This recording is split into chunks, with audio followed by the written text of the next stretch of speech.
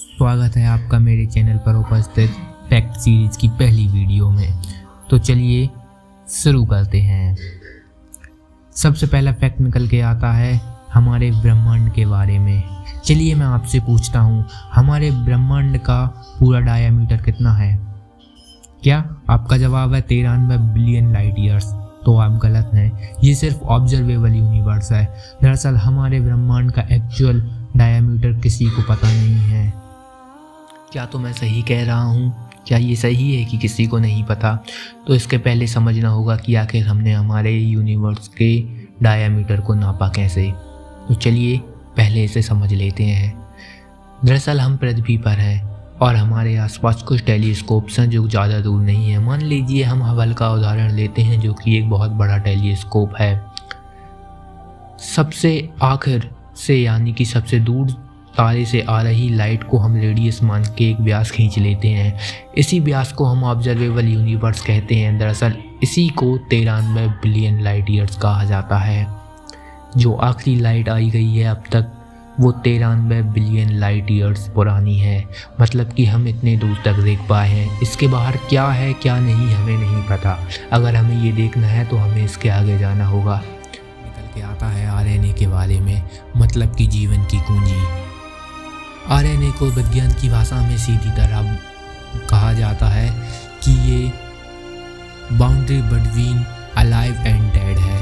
मतलब कि ना तो ये जीवित है ना ही ये मरा हुआ है।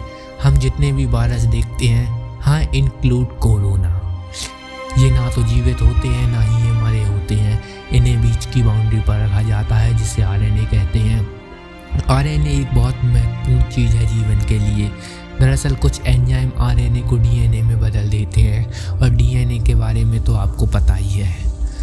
हम आरएनए को आज की तकनीक पे बना पाते हैं। 2015 में हमने ये लैब में करके दिखाया है और तब से ही आगे बढ़ते जा रहे हैं। एक दिन ऐसा होगा जब हम डीएनए बना के पूरा का पूरा एक इंसान बना डालेंगे।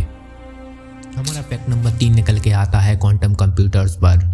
क्वांटम कंप्यूटर्स को बनाने के लिए आज पूरी दुनिया की बड़ी कंपनियां लगी हुई हैं, जिनमें IBM और गूगल का नाम भी आता है। गूगल इस रेस में काफ़ी ज़्यादा आगे चल रहा है। गूगल की एक अनाउंसमेंट में उस गूगल के CEO द्वारा कहा गया था कि हमारे द्वारा बनाया हुआ quantum computer 100 million times faster है किसी भी क्लासिकल कंप्यूटर से। तो अब हम समझ सकते हैं कि ये क्या कर डालेगा। इनका कहना है कि हम हर दिन 2.5 एक्साबाइट ऑफ डाटा ट्रांसफ़र करते हैं अपने क्वांटम कंप्यूटर से। मतलब आप समझ सकते हैं, आपकी स्क्रीन पे जो चार्ट दिख रहा है वो बता रहा है कि एक्साबाइट क्या होता है। आगे बढ़ते हैं फैक्ट नंबर 4 पर। क्या आपको पता है हमारा दिमाग हमेशा ग्रो करता रहता है? हाँ, सबको पता है हमारा दिमाग हमेशा ग्रो करता रहता है, पर आपको ये नहीं पता होगा कि इसकी स्पीड कितनी है। दरअसल हमारा दिमाग हर मिनट 2.5 लाख न्यूरॉन्स ऐड कर लेता है। गजब। नंबर 5 निकल के आता है आर्टिफिशियल इंटेलिजेंस पर। दरअसल स्टैनफोर्ड यूनिवर्सिटी के हिसाब से आर्टिफिशियल इंटेलिजेंस हर 3 महीने में अपनी इंटेलिजेंस कम्युनिकेशन को डबल कर देती है। इसकी विकास की स्पीड और हमारी विकास की स्पीड में काफ़ी गजब का अंतर है। कुछ दिन बाद इंसानों से ज़्यादा रोबोट्स देखने को मिलेंगे जमीन। हमारा अगला फैक्ट निकल के आता है लाइफ ऑन सैटर्न्स मून।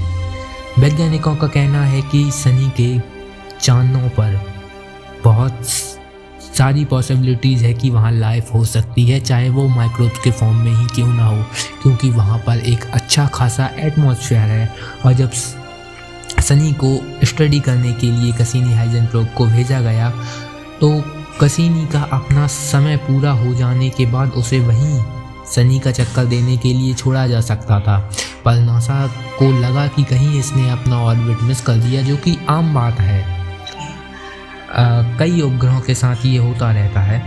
कसीनी ने अपना ऑर्बिट मिस कर दिया और वो जाके किसी मून पर भिड़ गया और इसमें रखा न्यूक्लियर फ्यूल वहाँ की लाइफ को ख़राब कर देगा।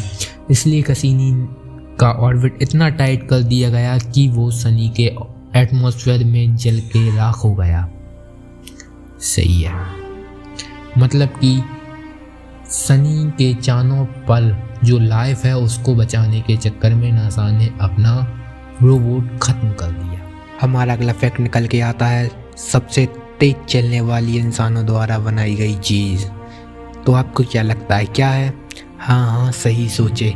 पार्कर सोलर प्रोब हमारे द्वारा बनाया गया अब तक का सबसे तेज चलने वाला यान है। पर आपको पता है कि इसकी स्पीड कितनी है? नहीं। तो इसकी स्पीड है 200 किलोमीटर पर सेकंड। चौंक गए ना आप सुनकर?